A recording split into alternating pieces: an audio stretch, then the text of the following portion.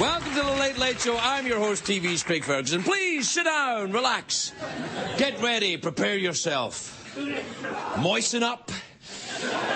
Get all the cream going. Take the rollers from your hair.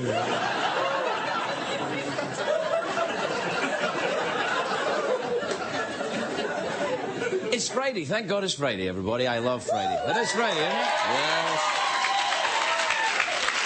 It is a great day for America. It's a great day for this American, anyway. A great day for me. Last night, I got to meet one of my heroes. My heroes. David Hasselhoff. I'm kidding. I like him, but not in that way. No, you know who I got to meet last night? I got to meet Sean Connery last night. Sean Connery.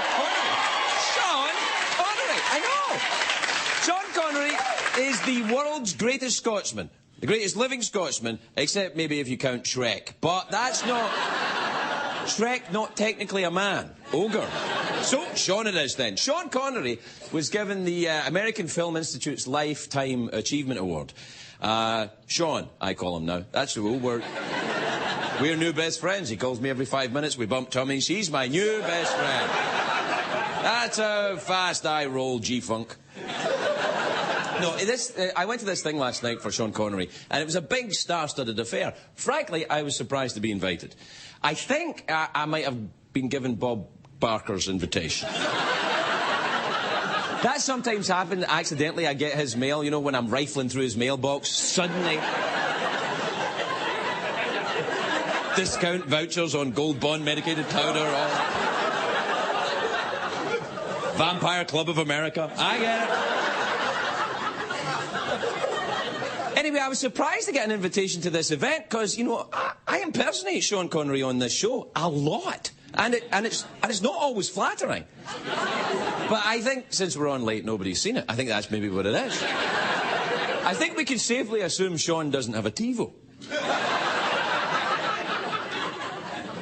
But in Scotland, if you can't impersonate Sean Connery, you lose your Scottish citizenship. And as far as I'm concerned, Sean Connery is the only real James Bond. There's no other James Bond. Don't even bother. Don't even bother with it. You don't see a lot of people doing Roger Moore impressions, do you? I think I know the reason why. The spy who loved me was a man.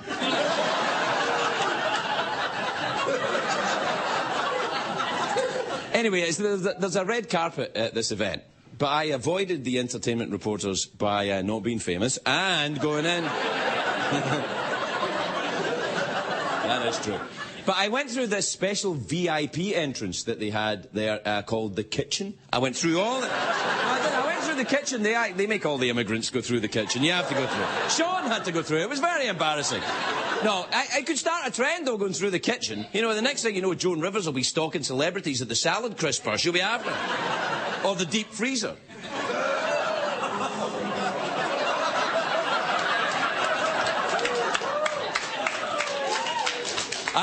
I don't even know what I meant by that, but I guess they made up something and decided it was kind of cool, so I'm going with it. Anyway, it was a very surreal event for me. Because I've been to Hollywood parties, I've been to Hollywood events before, and I've been to Scottish events before, but I've never been to something that was both at the same time. And I felt strangely at home, a strange fusion of cultures. It was the first time I'd seen a pretentious bagpiper screaming for his latte. I'd never seen that before. This cinnamon latte better be non-fat!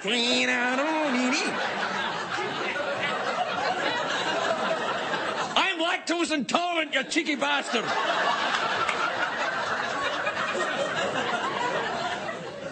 Anyway, Sean Connery, it was fine. This guy has an amazing life, Sean Connery. This is a guy who comes from nothing. He comes from a real poor background. He comes from a place called Fountainbridge, which is I know this place. It's a very rough part of Edinburgh. As we say back home, this place is as rough as a bear's ass. It really is. I'm not kidding. This is no joke, this place. This is the Scottish version of the Hood. You know, this is like Braveheart in Detroit. You know what I mean? This is... And the kids all wear their kilts really low, you know. And you combine that with not wearing underwear under the kilt. You can imagine the size of the crack problem. Boom!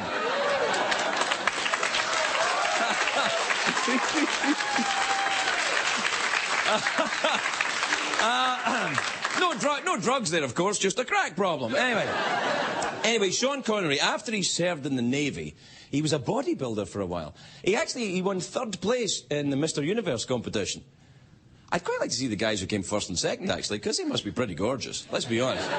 Anyway, Sean comes out of the Navy, he does the bodybuilding, he gets a job in the chorus of South Pacific, in the musical South Pacific. Apparently all he had to do was get up and sing, "I'm going to wash that man right out of my chest hair. Wash him out of my hair." This sounds a little bit poofy. You sure you want poofy in a musical? All right, then. Do you remember how hairy his chest was in the early... I mean, he was a hairy man. Men were hairier back then. You know, and there's a scene where he's lying in a hotel room in one of the early Bond films, and he's in the Caribbean or something, and a tarantula's crossing his chest like that. It might not even have been a tarantula, and it might just have been a breeze in the hotel room.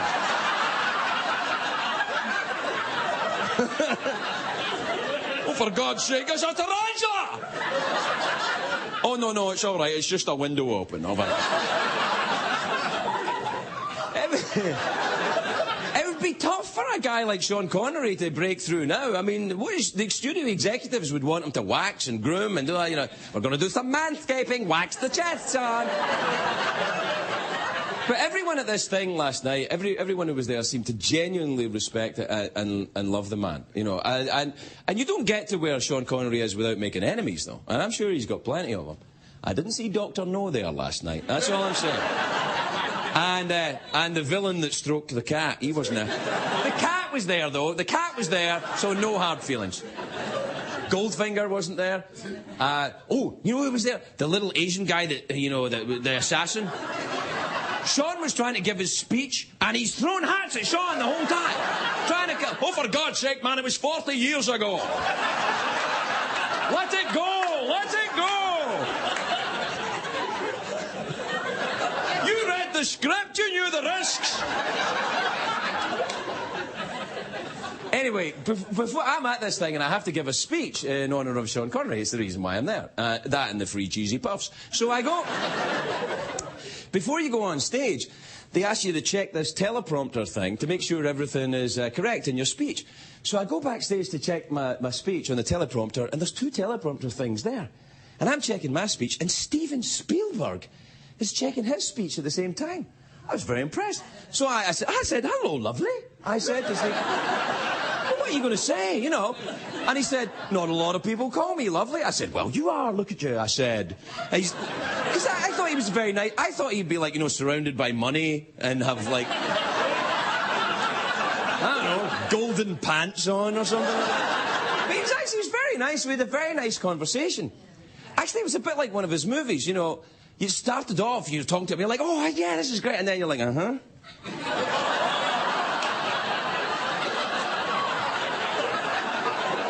I have to go to the bathroom, Stephen. You know who was there as well? Mike Myers was there. I love Mike Myers. He's an honorary Scotsman to me. Fat bastard. It's like, you know, it's like my family. When I see fat bastard, I'm like, ah. But Mike Myers was there. I love Mike Myers. And he had one of the best lines of the night about Sean. He said that men wanted to be him and women wanted to be with him. And then some men wanted to be him and be with him. Because in 1989, Sean Connery was voted the People magazine's sexiest man alive. 1989. He was already bald by then. He's 75 years old now. He's still got it. He's still, oh yes. He's still... He could still play James Bond right now. He'd be fantastic. He could have a walker that turns into a helicopter. So, yes! So long! That'd be great. Yeah, so long, suckers! Anyway, a lot of these tribute things, these Lifetime Achievement Award things, can seem like retirement parties. But I think Sean's got a few good movies left in him yet. Just because you got a Lifetime Achievement Award doesn't mean you have to stop making movies. Actually, if it did, we should give one to that kid from Harry Potter. He's about ready for a Lifetime Achievement. Hey, you like what you like, I like what I like, all right? Hey, that kid's about Sean's age now anyway. He's about 75 years old, that Harry Potter kid. Anyway, I was a bit nervous last night about because meeting your heroes can be a bit disappointing. You know, it comes from the first time I met Santa Claus, I was a bit disappointed to meet him. It's a bit, he smelled of drink and stuff like that. And I didn't like sitting on his knee. It was very different last night sitting on Sean Connery's knee. That was lovely. So, Greg, you want a bank, an Etch-a-Sketch, and an earlier time slot. I'll see what I can do. Sir Sean, if you're watching tonight, and I know you are, congratulations, sir. Well done. It could not go to a more worthy and magnificent Scotsman. Thank you, sir. Worldwide Pants.